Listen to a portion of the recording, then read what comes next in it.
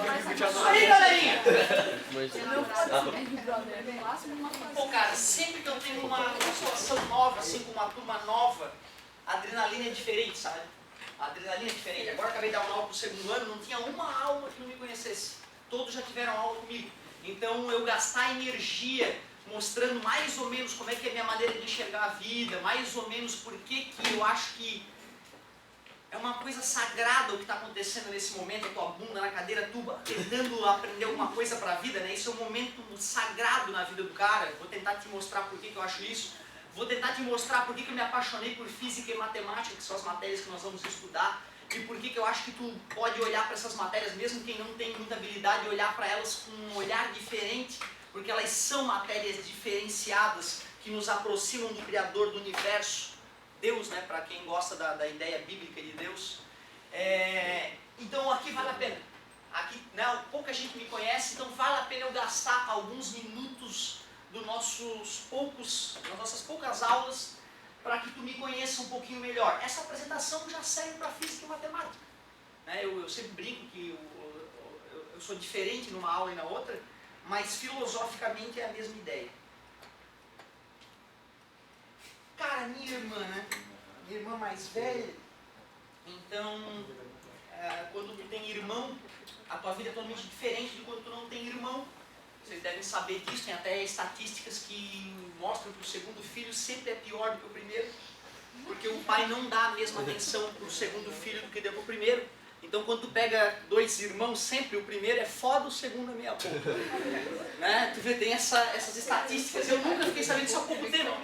E também eu acho uma bobagem, porque, né, a história de vida de cada um é tão particular, mas eu jamais vou me esquecer, cara, a sensação que eu tinha, o que era? Minha irmã CDF. Minha irmã sempre foi CDF, sempre estava no quarto estudando, e eu sempre querendo brincar na rua e estudar. Eu queria que a escola simplesmente explodisse. Eu acordava de manhã cedo e pensava, por que não pega fogo isso? Eu desejava a morte de algum professor que deu velório, eu juro, assim, ó, eu não estou dizendo, não é uma piada, é do fundo do coração. Eu acordava de manhã cedo e pensava, alguém vai morrer hoje. Alguém vai desligar o disjuntor do colégio, não vai ter aula, alguém vai pregar a porta da sala, como aconteceu uma vez, alguém prega a porta da sala, vai entrar, não dá para abrir a porta, como não? Estragou a chave, tem que chamar o marceneiro, meia hora depois, né, descobre que a porta está pregada e aí meia aula. Meio-dia acabou a aula. Isso já era a alegria da minha vida. E tu vê, hoje hoje se me pagasse, Otávio, eu vou te pagar só para tu estudar. Porra, eu seria o cara mais feliz do mundo. Mas na tua idade eu queria que a escola explodisse. O que me fez começar a gostar de estudar? Competição. Eu odiava perder. Eu ia jogar bola, eu perdia, eu chorava. Eu ia jogar peão, o peão não girava tão bem quanto o do outro, eu chorava. Eu perdia. Eu ia jogar bolinha de gude, perdia. Então eu odeio perder. O ser humano é mais ou menos assim, né? Alguns. Eu odeio perder. E a minha irmã sempre ganhava de mim nas notas na escola. Filha da mãe. E eu pensei, não pode. Aí lá no sétima série, oitavo ano, né? O que hoje é o oitavo ano, eu não sei, a primeira provinha do ano que eu levei pra casa era um 10. Sorte, sei lá, cagado, acertei 10. Aí eu levei, entreguei pro pai e pra mãe. E eu vi o olhinho deles brilhando. E aquilo me viciou. Eu pensei, porra, imagina se eu for melhor que a Mariana, que é minha irmã. Eu fui escondido no quarto dela, eu sabia onde ela guardava os boletins e olhei os boletins dela. E aí a cada entrega de boletins eu pegava o meu boletim, ia lá no quarto dela e comparava matéria com matéria. Se de educação física eu tivesse tirado nota melhor, eu já comemorava. E cara, tu vê, cara, foi uma idiotice que me fez começar a estudar. Eu não comecei a estudar porque, meu Deus, eu preciso ser alguém na vida. Não, eu comecei a estudar para ganhar da minha irmã. E aí, como eu comecei a tirar notas um pouco melhores, aquilo foi me viciando, aquela sensação gostosa de ter que entregar uma nota e eu ir com uma nota boa para casa, não com peso nas costas. E ver o olhinho do meu pai e da minha mãe, mas principalmente do meu pai, que ele dava uma estimulada a mais, porra, altas notas e tal, e aquilo me arrepiava, ficava todo feliz. E a coisa foi acontecendo de tal forma que quando eu cheguei na idade de vocês, no primeiro ano do ensino médio, embora eu ainda desejasse a explosão da escola, eu já estava afim de estudar, entendeu? Eu já queria competir, eu já queria pegar os caras que eram o melhor da turma e ver se eu conseguia chegar junto com eles. E de repente eu estava no ensino médio, fui para a faculdade querendo ganhar dinheiro, fazer engenharia mecânica, mas já estava viciado no processo de aprender. Eu já percebia meus colegas errando no dia a dia e falando, não, Carol, pensa assim. Ou vendo o professor explicar alguma coisa e me mordendo para... tentar levantar a mão, não, professor, explica desse jeito que eles vão entender melhor. E, claro, mais ligado à física e à matemática, porque são matérias que explicavam a vida, né? Eu sempre quis saber o porquê de tudo.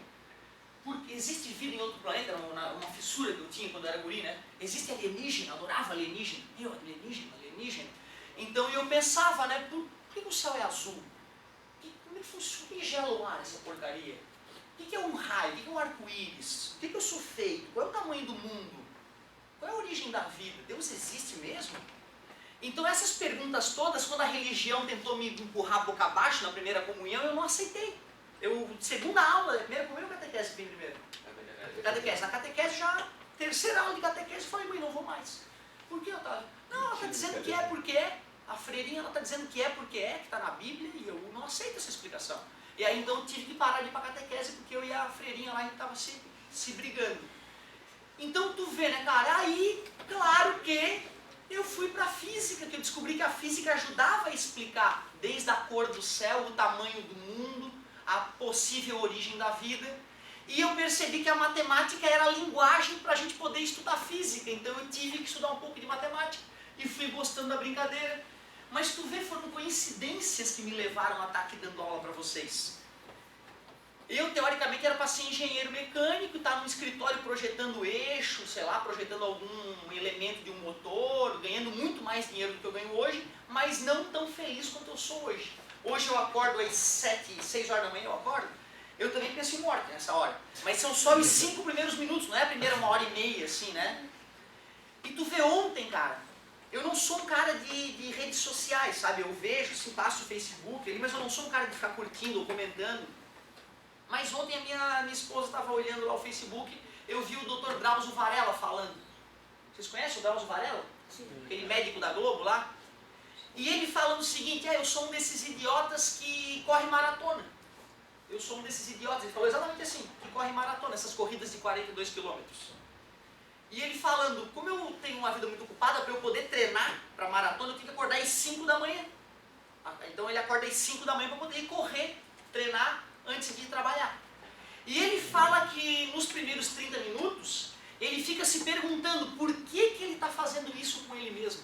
Que nenhum ser humano merece aquilo que ele está sofrendo naquele momento.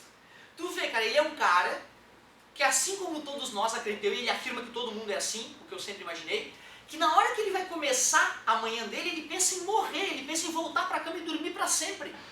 E é naquela primeira hora que ele tem uma luta mental contra ele mesmo, e ele diz que só acaba o sofrimento quando ele terminou o treino. Antes de terminar o treino, ele pensa em nunca mais treinar. E tu vê como a luta mental diária de um cara de 60 e poucos anos, que para poder fazer exercício físico, tem que se superar mentalmente todo dia. É mais ou menos, eu acredito, como vocês, que tu acorda para aula, tu acorda querendo dormir, né, cara?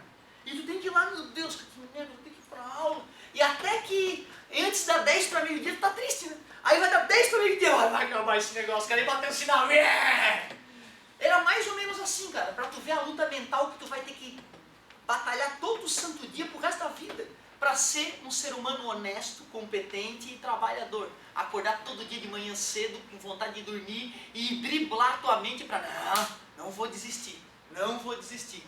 Que é difícil, né, Nilce? Quantos anos nós estamos aqui e se atrasamos quantas vezes, né?